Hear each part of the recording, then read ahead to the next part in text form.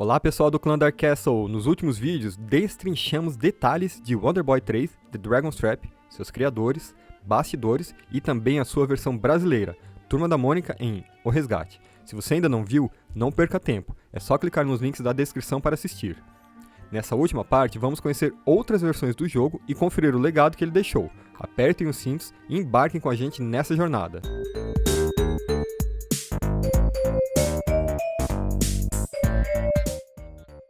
Como vimos anteriormente, Wonder Boy 3, The Dragon's Trap, foi lançado para o Sega Master System nos Estados Unidos e na Europa em 1989. O cartucho não chegou a sair no Japão na época. A Weston, empresa que criou a série Wonder Boy, licenciava os jogos para Hudson Soft fazer ports para outros consoles. Como Wonder Boy e Monster World eram marcas registradas da Sega, esses nomes não podiam ser usados nessas novas versões. A Hudson Soft transformou o primeiro Wonder Boy em Takahashi Meijin no Bokenjima, lançado para Nintendo 8-bits e o MSX em 1986. Nos Estados Unidos, o jogo ficou conhecido como Adventure Island. A partir de 1987, a Hudson Soft mudou seu foco. Em conjunto com a NEC, a empresa lançou o PC Engine no Japão, que é considerado o primeiro console da quarta geração. O aparelho contava com um processador central de 8 bits e apenas o processador auxiliar de imagens usava 16 bits. Os jogos vinham em cartões de memória chamados de Hue Cards e eram praticamente do mesmo tamanho de um cartão de crédito. No Japão, o PC Engine foi muito bem sucedido. Venceu o Famicom no seu primeiro ano e foi o principal rival do Super Famicom, o 16 bits da Nintendo. Nos Estados Unidos, o console foi lançado em 1989 com o nome de TurboGrafx 16. O segundo jogo de Wonder Boy Monster Land, foi portado pela Hudson Soft para o recém-lançado PC Engine. Como não podia usar o título original, a empresa decidiu por também modificar o tema do jogo e usar os personagens de Bikuriman, linha de comestíveis que ganhou um anime na época. Assim surgiu Bikuriman World, que foi lançado em 1987 e ficou restrito ao Japão. A adaptação dos arcades de Wonder Boy 3 Monster Lair para o PC Engine foi bem mais simples. O jogo de plataforma era virtualmente o mesmo, apenas o título Wonder Boy 3 foi removido, e a versão ficou conhecida como Monster Lair. Wonder Boy 3 The Dragon's Trap era exclusivo do Master System em seu lançamento. Foi o primeiro Wonder Boy que não foi lançado originalmente para os arcades, como havia acontecido com os jogos anteriores. Como de hábito, a Hudson Soft fez uma versão do jogo para o TurboGrafx 16. Sem poder usar o título original, o jogo foi batizado de Dragon's Curse e foi lançado primeiramente nos Estados Unidos em dezembro de 1990. Como o console tinha um hardware mais sofisticado, os gráficos e as músicas foram aprimorados em relação à versão do Master System. Algumas novidades são evidentes. Todas as animações dos personagens jogáveis foram refeitas. Porém, muitos dos cenários e inimigos são reaproveitados da mesma maneira que estavam no jogo original. Uma alteração importante é que o Homem-Leão do jogo original foi substituído por um tigre. Dragon's Curse também tira proveito da maior variedade de cores disponíveis no TurboGrafx 16, deixando os cenários mais nítidos e coloridos. Sem as limitações de sprites do Master System, agora as telas dos chefes possuem fundo. A arte é similar à usada no cenário dos chefes de Wonder Boy e Monster Land. A diferença na qualidade do áudio também é notável. Enquanto o Master System oferecia 4 canais e som mono, no TurboGrafx 16 temos 6 canais, som estéreo.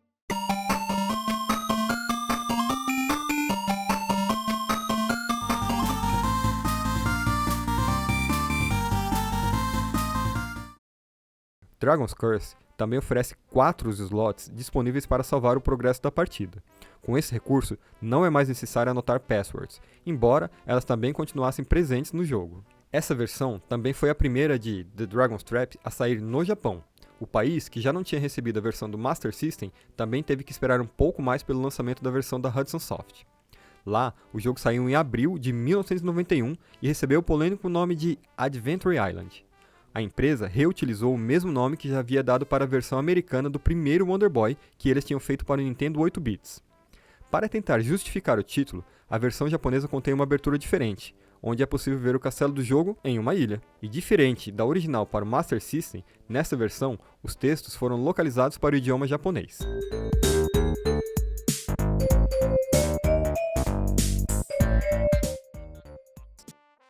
Quando perguntaram a Ryuichi Nishizawa, criador de Wonder Boy, qual era o seu jogo preferido da série, ele afirmou que era Wonder Boy 3 The Dragon's Trap. Gostei tanto que fiz o jogo 2 vezes, ele disse, se referindo ao port do jogo para o Game Gear. De fato, a equipe da Weston preferia desenvolver jogos inéditos do que portar seus jogos para outros consoles. A única exceção foi justamente a versão de The Dragon's Trap para Game Gear. O portátil da Sega foi lançado em 1990 e usava o mesmo processador do Master System. Isso facilitava a conversão de jogos do Master para o Game Gear, e muitos deles foram reaproveitados e lançados para o portátil. O console também se destacava por ter uma variedade muito grande de cores, 4.096, muito mais até do que o Mega Drive, videogame de 16 bits da Sega. Esse era o principal diferencial para fazer frente à concorrência, que era representada pelo Game Boy, portátil monocromático lançado pela Nintendo. Como a tela do Game Gear era pequena e tinha uma resolução menor que a do Master System, era necessário refazer algumas partes do jogo. O level design precisava ser adequado para o Game Gear para que os jogadores conseguissem ver os inimigos e itens na mesma tela, ou para que pudessem ver um tesouro do outro lado do muro e pensassem no que fazer para alcançá-lo. O novo level design também corrige alguns pontos da versão original. Agora é mais difícil ficar perdido, ou ir para uma direção errada com o personagem errado. Como o jogo é desenvolvido para um console portátil, normalmente ideal para partidas mais curtas, não é interessante deixar o personagem muito tempo sem saber o que fazer. Já outros trechos foram alterados só para ter um frescor de novidade e deixar o jogo mais interessante e diferente da versão original. Os itens das lojas custam bem mais barato do que na versão do Master System, o que significa menos tempo andando para coletar dinheiro. Os chefes dragões também foram adaptados para caberem na tela. O mesmo aconteceu com a tela de menu. O sistema de password foi mantido. Inclusive, as passwords da versão de Master System costumam funcionar no Game Gear, ainda que possam dar resultados um pouco diferentes. Outra mudança evidente são os personagens não jogáveis. O porquinho e a enfermeira foram substituídos por novas artes. As Charmstones eram um recurso confuso no Master System. No Game Gear, elas foram deixadas de lado e substituídas por pedras mágicas que permitem que o jogador retorne imediatamente para a cidade principal. Assim como aconteceu no PC Engine, o cartucho lançado no Japão também foi localizado para o idioma japonês. Nishizawa também ajustou a dificuldade do jogo. Segundo ele, como o jogo foi feito 2 vezes, a versão do Game Gear foi aperfeiçoada em relação à de Master System. O resultado final é um jogo razoavelmente diferente do original. Para quem jogou muitas vezes e decorou a versão do Master System, vale a pena conhecer a do Game Gear e conferir as diferenças. O jogo foi lançado para o portátil no Japão no dia 27 de março de 1992, com o nome de Monster World 2 Dragon no Wana, sem o Wonder Boy no título e sendo o segundo da subsérie Monster World. Curiosamente, o Monster World 3, jogo seguinte da série, já havia sido lançado. O cartucho saiu para Mega Drive em outubro de 1991, então o Japão recebeu o segundo Monster World depois do terceiro. E eles têm várias coisas em comum, como os corações alinhados para economizar espaço da tela e um comando para retornar para a última cidade que o personagem visitou. O cartucho de Game Gear saiu também na Europa, em julho do mesmo ano, como Wonder Boy The Dragon's Trap, sem o número 3 no título, e não chegou a ser lançado nos Estados Unidos. Foi a primeira vez que a Weston se encarregou da criação das artes da capa e do manual do jogo, e o resultado ficou muito bonito. A imagem da capa japonesa é a foto de um diorama criado especialmente para o jogo. A arte foi produzida em argila por Hideo Nakajima, membro da equipe de design da Weston, e a peça está até hoje no escritório de Ryuichi Nishizawa. A imprensa especializada recebeu bem o jogo, que acumulou uma média de 8,2 contabilizado pelo site Sega Retro. The Dragon's Trap para o Game Gear teve reviews generosos em várias revistas do Japão e da Europa. Até mesmo a revista brasileira Ação Games fez uma matéria sobre o jogo, mesmo ele não tendo sido lançado no Brasil.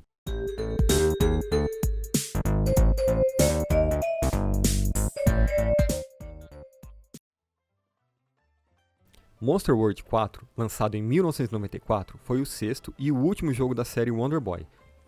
Ficou restrito apenas ao Japão na época, e o Mega Drive já estava no final de sua vida.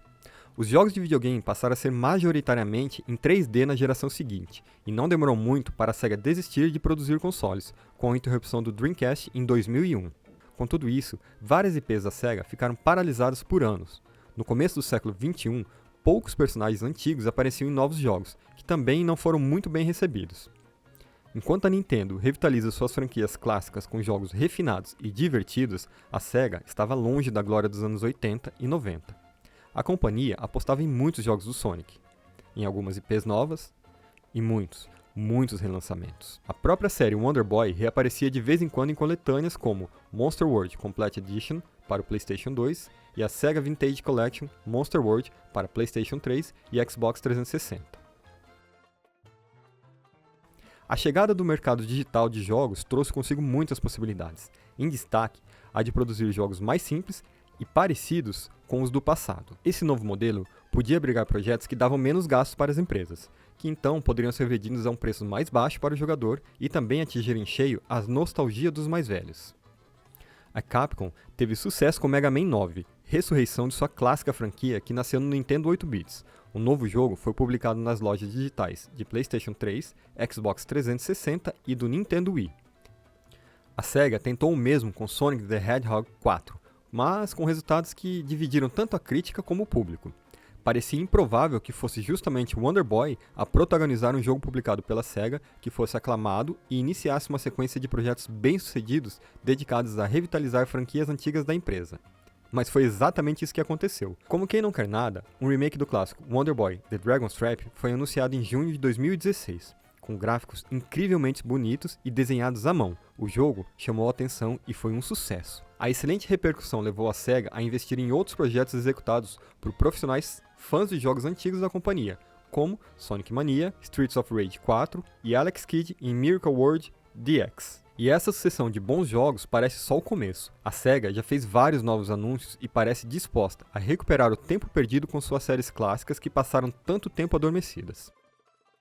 A história por trás do desenvolvimento do remake de The Dragon's Trap é um exemplo do que podem fazer fãs que foram tocados por um clássico da infância. Omar Cornut é um fã ativo das comunidades Master System na internet.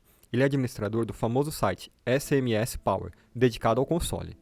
Em 1998, ele começou a trabalhar no projeto Mecha, que se tornou um dos mais populares emuladores do Master System. Aliás, o emulador possui esse nome em referência ao dragão Mecha, o primeiro chefe do Wonder Boy 3 The Dragon's Trap. Omar entrou em contato com Ryuichi Nishizawa, o criador de Wonder Boy, para descobrir se havia segredos desconhecidos no jogo. En fait, moi j'ai commencé ce projet à la base, concrètement parce que je voulais chercher en fait des portes secrètes dans le jeu. Et je lui ai parlé et il m'avait donné quelques indices et j'ai commencé à regarder en fait dans le code original pour essayer de trouver s'il y avait des portes secrètes. Et j'en ai pas trouvé, on n'avait pas trouvé, mais peu à peu en apprenant comment le jeu fonctionnait, on s'est mis à faire le remake. 質問が来ました。ドアはあるのかと。わからないからそのドアのデータを送ったんですよ。探してみてくれってでなかったんだよね。なかった。なかった。初めて、見るドアをいっぱいつけた方がいいと思う。やっぱこのゲームはドアがキーポイントになってるから、ドアの向こうに何があるかなっていうのが楽しいんだと思うんで、ドアを増やした方がいいですよね。Omar Cornut ficou, portanto, responsável pela parte técnica e de programação do remake. Para obter a maior fidelidade possível das mecânicas do jogo original, ele fez engenharia reversa a partir do conteúdo do cartucho. Um programa, Disassembler, transformou o binário em código assembly para o Z80, processador do Master System. Depois disso, foi necessário estudar o hardware do Master System e os comandos do processador Z80 para tentar identificar o que cada parte do código fazia. Omar chegou a desenvolver um emulador customizado que exibia os valores de memória e outras informações importantes na tela. Esse processo de depuração levou meses. A partir daí, foi possível começar a trabalhar com as melhorias, como expandir a tela para widescreen e ajustar a velocidade dos frames para consoles modernos. Para desenvolver a arte do jogo, Omar Cornut entrou em contato com Ben Fickett, que já havia trabalhado com ele em Soul Bubbles do Nintendo DS. Assim como Omar, Ben Fickett é um fã do jogo original desde criança. Ele costumava desenhar os personagens de Wonder Boy em seus cadernos de escola. Ben fez toda essa linda animação do jogo à mão. Ele procurou manter uma vibe anime dos anos 80, influenciado pela experiência que possui com quadrinhos e animação. Ben também cita como referência o trabalho de David Perry, responsável pela bela arte de jogos clássicos dos anos 90, como Aladdin, Cool Spot e Earthworm Jim. Le jeu se rapproche de la BD un peu franco-belge, a des influences un peu japonaises parce que le jeu est japonais à la base, a des influences européennes un peu dans le style. Ce qui est bien avec Wonder Boy, c'est que c'est un jeu de l'ère 8 bits et sur Sega Master System, et les jeux de cette époque-là avaient quand même été très limités en termes de ressources graphiques. Donc le jeu il y a un énorme potentiel pour pouvoir le refaire. Un jeu qui était en gros pixel art sur Sega Master System, on peut rajouter des choses sans trahir le jeu original. C'est de l'ordre de l'interprétation et je pense que les gens... ce que j'ai essayé de faire, c'est d'interpréter le jeu comme ce que je pense que les créateurs originels auraient fait à l'époque s'ils avaient eu les moyens techniques. Para a música do jogo, Omar Carnut escalou o compositor Michael Jayrie. En 1998, et il m'a dit « Est-ce que tu connais les musiques de Wonder Boy 3 ?» Donc je lui ai joué les musiques de Wonder Boy 3, et il m'a dit « J'aimerais vraiment faire un remake un jour de ce jeu, est-ce que tu serais partant pour travailler dessus ?» Ce à quoi j'ai répondu évidemment « Oui, mais...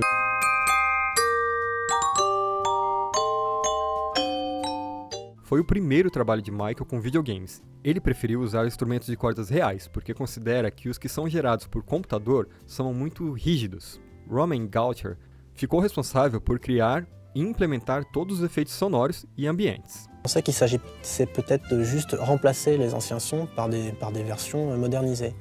Et en fait, on se rend compte que si on fait ça, il manque plein de choses. Donc en fait, il faut trouver tous les endroits dans le jeu où il manque des sons qu'il n'y avait pas à l'époque, mais avec les nouveaux visuels, ces sons-là, en fait, s'ils n'y sont pas, ça nous manque. Un exemple très bête, c'est les pas des personnages. Maintenant, quand les personnages marchent, quand le joueur marche dans le jeu, il y a un petit bruit de pas discret. Parce qu'avec ce type d'animation détaillée, etc., ne pas entendre les pas. En 1989, ça passait sur un jeu 8 bits, aujourd'hui ça passe moins. Donc on a besoin de ces indices sonores-là. No jogo original, algumas músicas foram reutilizadas em áreas diferentes. No remake, a mesma música tem variações de acordo com o tema do local, mais coerente com uma pirâmide ou um templo samurai. As novas versões das músicas das dungeons usaram instrumentos específicos de cada país, como Japão e Egito, por exemplo. Michael Jayrie já visitou o Brasil e também já tocou em uma banda de forró na França, então ele pôde conhecer mais da música brasileira. As faixas bônus da trilha sonora cobrem muitos estilos musicais diferentes.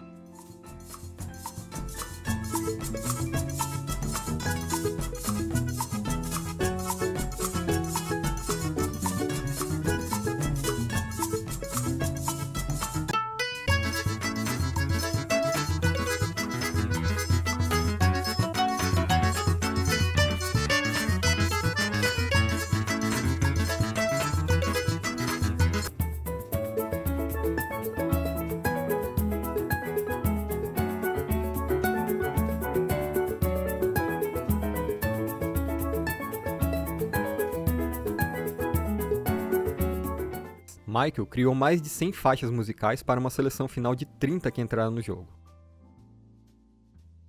Omar Carnut e Ben Fickett prepararam um protótipo do remake para apresentar ao criador de Wonder Boy, Ryuichi Nishizawa, bem no dia de seu aniversário de 50 anos. Ele gostou bastante do resultado e passou a atuar como consultor no projeto. A publisher, Dotemu, conseguiu intermediar a obtenção da licença da marca Wonder Boy com a Sega. Além disso, ajudaram com financiamento, marketing e lidando com licenciadores e fabricantes de consoles. Isso permitiu que a empresa fundada por Omar Carnut e Ben Fickett, a Lizard Cube, se concentrasse mais em desenvolver o jogo. O jogo começou a ser desenvolvido em 2013 e foi lançado em 2017 para Nintendo Switch, PlayStation 4, Xbox One, PC, Linux e Mac. Em 2019, ganhou uma versão para smartphones Android e iPhone e já havia vendido mais de 500 mil cópias. Como foi desenvolvido a partir de engenharia reversa, o remake de The Dragon's Trap pôde atualizar várias características do jogo original. Os gráficos foram substituídos por animações feitas à mão, as músicas ganharam vários rearranjos e novos diálogos foram adicionados. O frame rate foi ajustado para consoles modernos e o tamanho da tela foi adaptado para as atuais TVs widescreen. Mas além de todo esse upgrade, o remake também apresentou várias novidades. Uma das mais interessantes é a possibilidade de alternar entre os modos com gráficos modernos e com gráficos retrôs de 8 bits. Inicialmente, esse recurso foi desenvolvido para depuração e testes da equipe em desenvolvimento, mas ficou tão legal que acabou sendo mantido na versão final do jogo. Também é possível alternar entre a nova trilha sonora e a antiga. Além das duas, também está disponível a versão FM produzida em 1989 e que não foi lançada na época. O jogo também permite jogar com a nova personagem, a Wonder Girl. Inicialmente, quando ainda não tinha o apoio da publisher Dotemu, Os desenvolvedores não sabiam se conseguiriam a licença da marca Wonder Boy com a SEGA. Caso não conseguissem, uma das alternativas seria usar uma Wonder Girl no lugar do personagem original. No final, a licença foi obtida, mas resolveram manter a Wonder Girl mesmo assim, como uma personagem extra. O remake tem a opção de salvar o progresso da partida, como é comum hoje em dia, mas também é possível usar passwords, e as antigas do jogo original de 1989 continuam válidas. O level design do jogo de 2017 é quase idêntico ao original, porém existem algumas áreas secretas. Nela, é possível encontrar Charm Stones escondidos, que no remake tem uma função diferente do original. O remake também oferece 3 níveis de dificuldade: o modo fácil, que ajuda os jogadores menos experientes, e o modo difícil, para quem procura os maiores desafios. O remake também ganhou um mod feito por fãs brasileiros que transforma o jogo em uma versão moderna de Turma da Mônica em O Resgate. O pessoal da Lizard Cube auxiliou no processo e até Ryuichi Nishizawa parabenizou o trabalho no Twitter.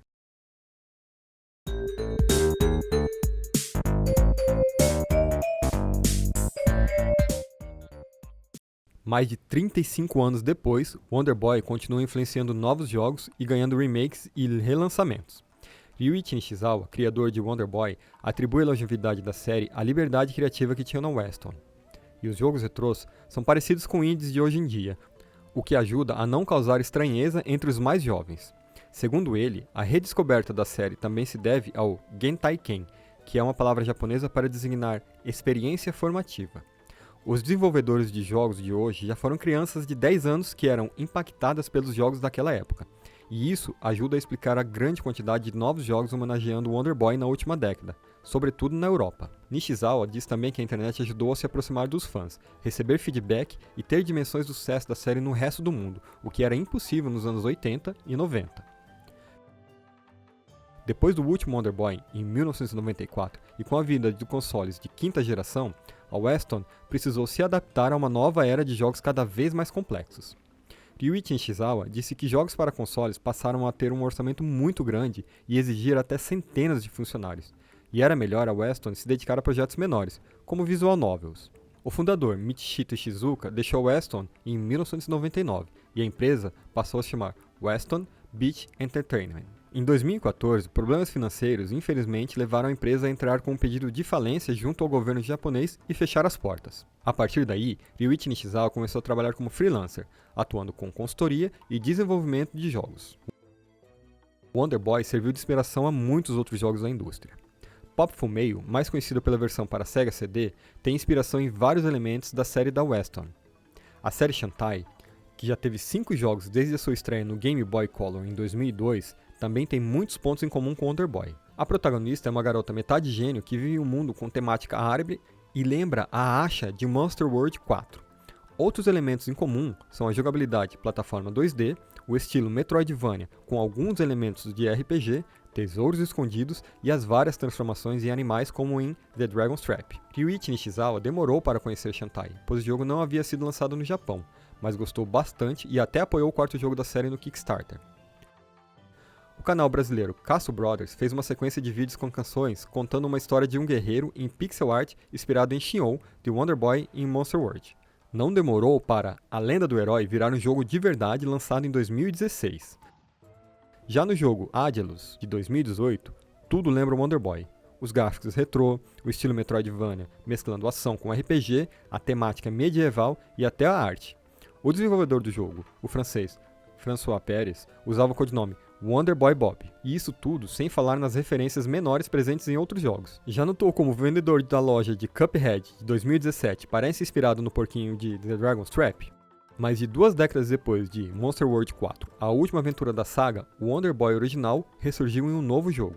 Desenvolvido pela CFK, Wonder Boy Returns é um remake do primeiro jogo e saiu inicialmente para Steam e PlayStation 4. Em 2017 tivemos o remake de Wonder Boy The Dragon's Trap pela Lizard Cube e em 2018 a série ganhou um jogo completamente novo, Monster Boy and the Cursed Kingdom. Inicialmente anunciado como Flying Hamster 2, o jogo passou a contar com a consultoria de Nishizawa e foi reprojetado para se tornar parte da série Wonder Boy. O desenvolvimento ficou a cargo da Game Atelier, que se localiza na França, assim como a Lizard Cube, que fez o remake de 2017.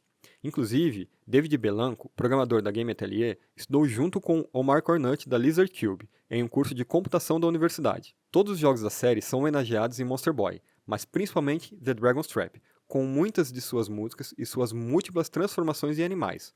Um deles é até o famoso porquinho caolho do jogo clássico. Inspirado pelo sucesso dos novos jogos e pela paixão de seus desenvolvedores, o veterano Ryuichi Nishizawa encabeçou um novo projeto relacionado à série. Ele dirigiu o remake do clássico Monster World 4, agora rebatizado como Wonder Boy Asha em Monster World. O remake usa gráficos 3D com ambientação 2D e algumas mecânicas foram atualizadas. Diferente do jogo original, agora é possível retornar às fases anteriores e coletar itens que ficaram para trás. Foi lançado em 2021 para o Windows, PlayStation 4 e Nintendo Switch. Além de todos esses jogos novos, os clássicos originais também podem ser experimentados ou revisitados em consoles modernos em coletâneas como Wonder Boy Anniversary Collection e Sega Genesis Classics. Vários ex-funcionários voltaram a trabalhar junto com Ryuichi Nishizawa em projetos recentes envolvendo clássicos da Weston, como Asha em Monster World e também o resgate de Clockwork Aquarium.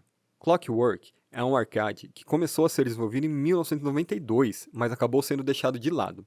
O código-fonte do jogo foi recuperado anos mais tarde para ser finalizado, e acabou lançado em 2021 para Nintendo Switch e PlayStation 4. Isso garantiu lugar no Guinness para Nishizawa e Shinichi Sakamoto, compositor da trilha musical.